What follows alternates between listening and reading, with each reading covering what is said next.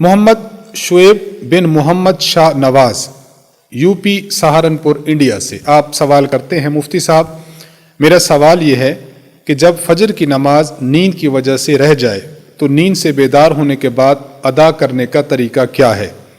क्या सुन्नत भी अदा करनी है या सिर्फ फ़र्ज़ पढ़ने हैं? और अगर सुन्नत भी अदा करनी है तो फ़र्ज़ नमाज पहले अदा करें या सुन्नत पहले? जवाब इनायत फरमाएं।